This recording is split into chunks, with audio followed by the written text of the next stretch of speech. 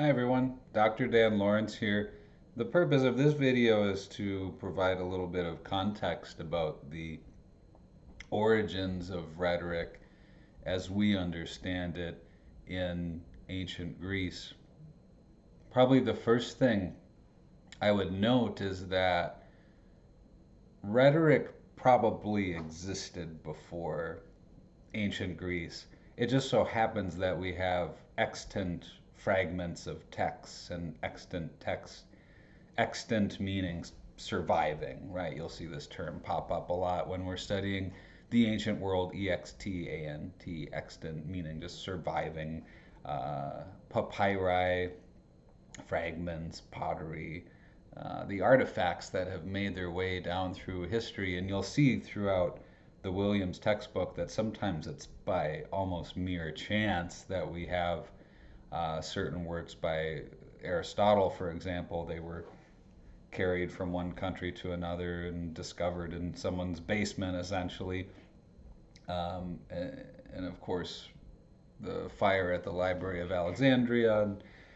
There's, in some ways, what we have surviving is just chance. So, I just wanted to preface everything with that these are just the historical underpinnings because of what we understand and are able to study and what survives, and because of the significance of writing to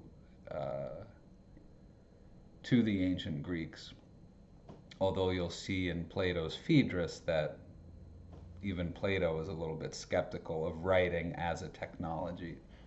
He thought that perhaps it hurt our memory.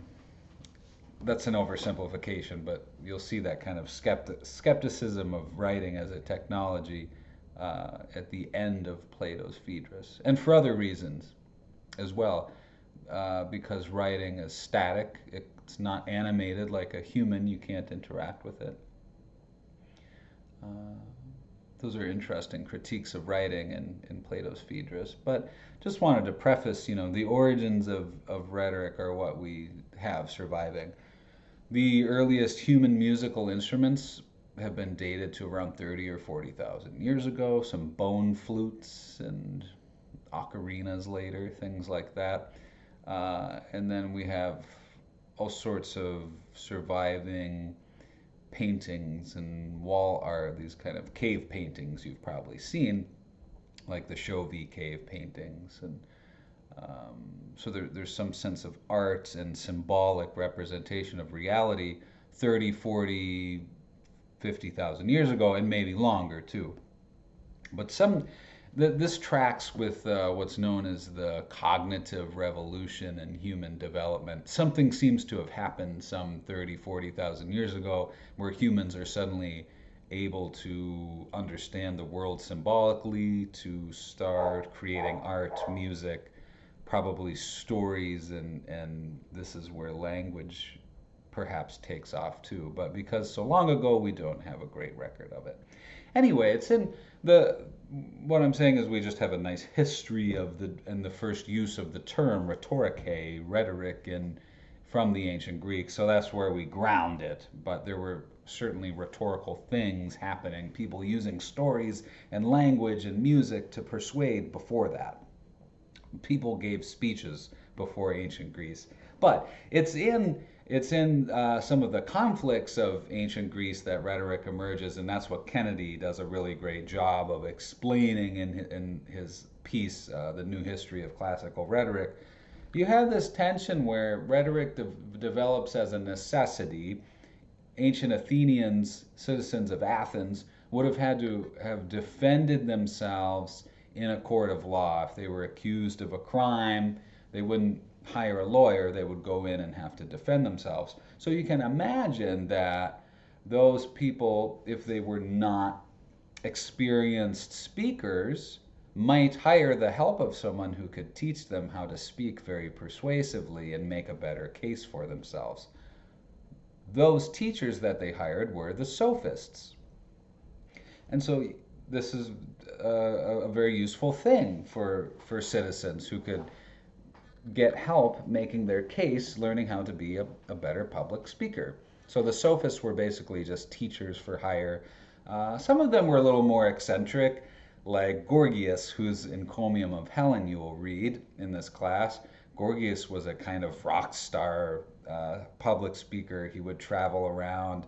When he came to town, he would give these great speeches in public spaces, and people would flock. And he would do this to attract new students and kind of demonstrate his abilities as a speaker. But it's in a figure like Gorgias that you see these tensions arise, because Gorgias um, writes something like, I just as easily could have made a speech on with the taking the opposite position, right?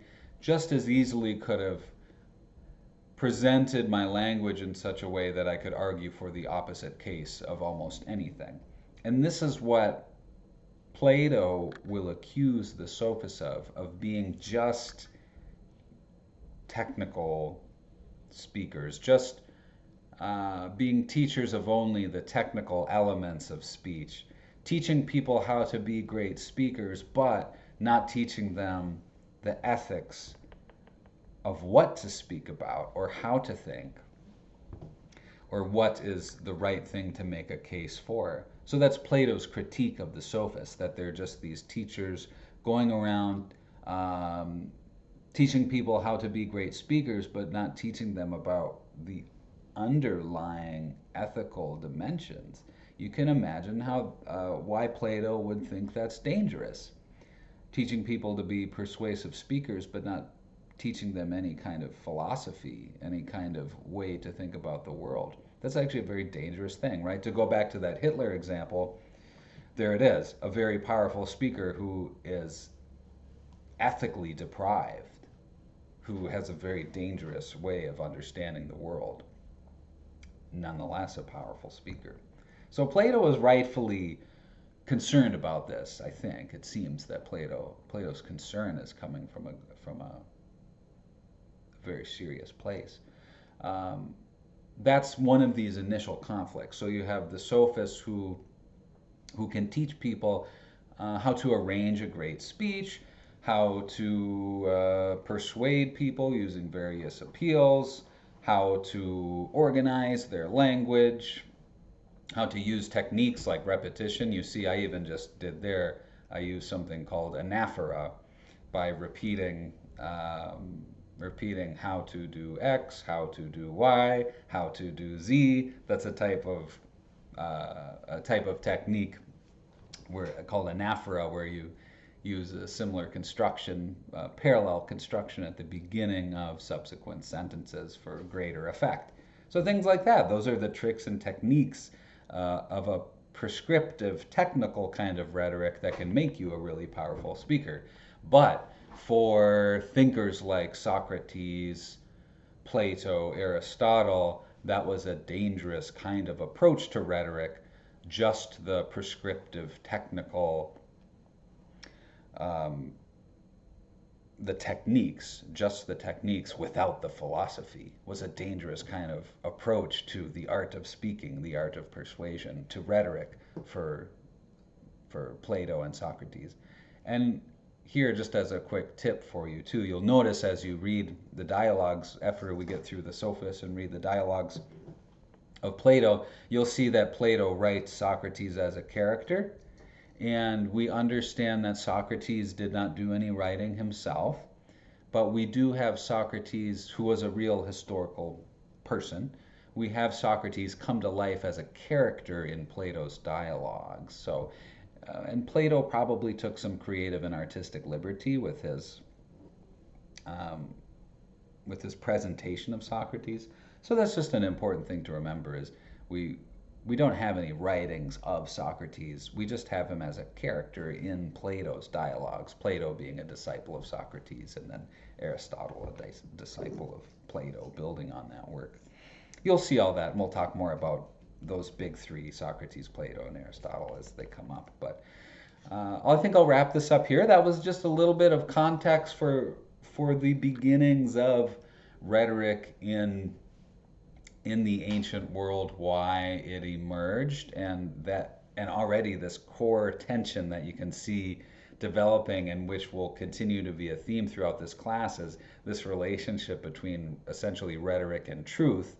Um, Plato recognizes that you it's a dangerous thing to have persuasive language without a kind of ethics, without caring about what you're saying. And that's precisely what the sophists were doing, is they were teaching the techniques and the tricks and the abilities, the framework, this kind of prescriptive technical rhetoric without the philosophy and the ethics. And you'll see that continue to be a theme throughout the course, especially, I mean, even as we get into the Roman rhetoricians, who were by and large not that interested in philosophy. They were interested in the mechanics more of oratory and writing.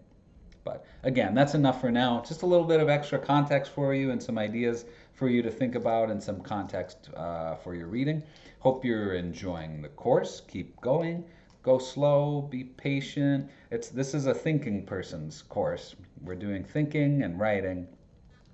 We're thinking about big ideas, and we're writing about these ideas, and let them stew. Be patient and let these ideas keep stewing, and you'll enjoy. I think you will enjoy. Okay, take care of yourselves. Always a pleasure. We'll see you around.